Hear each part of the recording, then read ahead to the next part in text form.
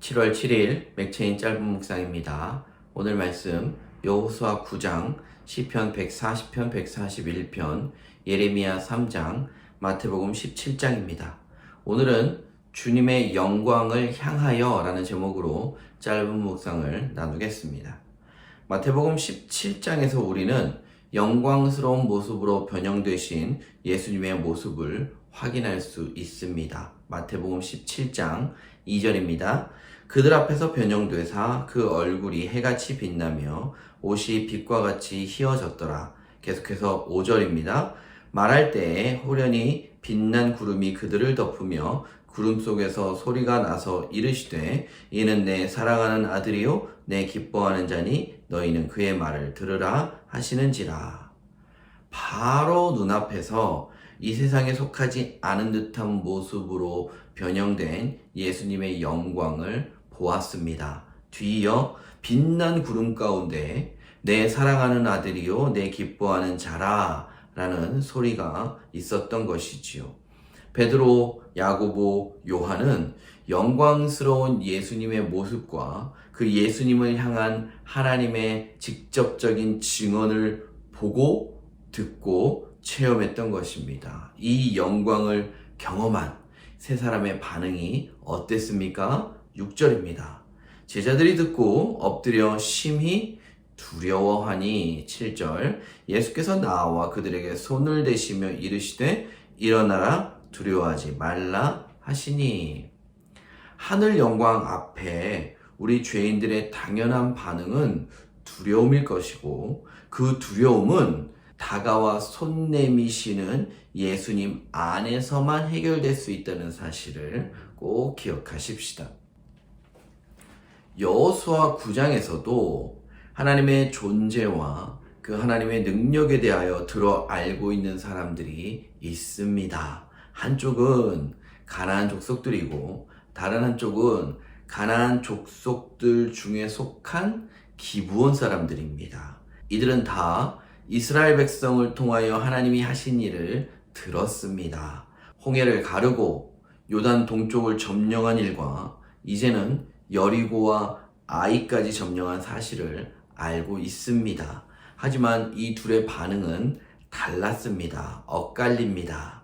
먼저 일반적인 가나안에 속한 모든 족속들입니다. 여호수아 9장 2절입니다. 모여서 일심으로 여호수아와 이스라엘에 맞서서 싸우려 하더라. 이 모든 소식을 듣고도 이들은 더 힘을 모아 함께 싸우려 합니다. 이것이 우리 인간들의 가장 어리석은 모습일 것입니다. 하나님의 존재와 능력을 알았으면 거기에 굴복해야 하는 것이 순리인데 더 힘을 모아 더 크게 반역하려 하고 있습니다. 어떻게든지 거부하려는 것이지요. 왜 그럴까요? 그 안에 있는 죄가 하나님의 통치를 거부하는 것입니다. 죄 가운데 살기를 기뻐하는 것이지요. 하나님을 안다고 하면서도 그들의 삶의 방향이 변하지 않는 사람들은 다 이 케이스입니다. 세상에서 제일 불쌍하고 세상에서 가장 큰 고통 가운데 사는 바보 같은 사람들입니다. 차라리 알지 못했으면 마음이 편했을 텐데 말입니다. 두 번째로 속여서라도 그래서 종이 되더라도 굴복하는 기브온 사람들입니다. 24절입니다. 그들이 여호수아에게 대하여 이르되 당신의 하나님 여호와께서 그의 종 모세에게 명령하사 이 땅을 다 당신들에게 주고 이 땅의 모든 주민을 당신들 앞에서 멸하라 하신 것이 당신의 종들에게 분명히 들림으로 당신들로 말미암아 우리의 목숨을 잃을까 심히 두려워하여 이같이 하였나이다. 죽음을 택하기보다 하나님 나라에서 종으로 사는 삶을 선택한 것입니다. 이 과정에 있어서 기브온 사람들이 속임, 그리고 여호수아의 그 경솔한 결정, 이런 것들이 문제가 될 수 있겠지만 오늘 묵상 포인트는 이것이 아닙니다. 정해진 죽음 앞에서 어떻게라도 살아보려는 기브온 사람들의 그 마음과 발버둥이 중요한 것입니다. 23절입니다.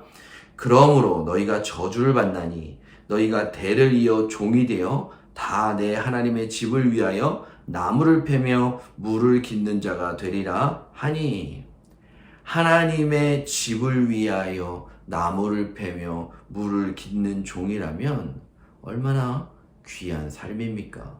죽음과는 비교할 수 없는 고귀한 삶입니다. 오늘의 묵상은 이것입니다. 하나님의 영광 앞에서 나는 어떤 선택을 할 것인가의 문제입니다. 이 두려움을 해결할 분은 오직 한 분, 다가와 손 내밀어 주시는 우리 주님뿐임을 기억하면서 오늘 하루도 하나님의 나라를 살아내는 복된 그나라교회 성도님들 될 수 있기를 주님의 이름으로 축복드립니다.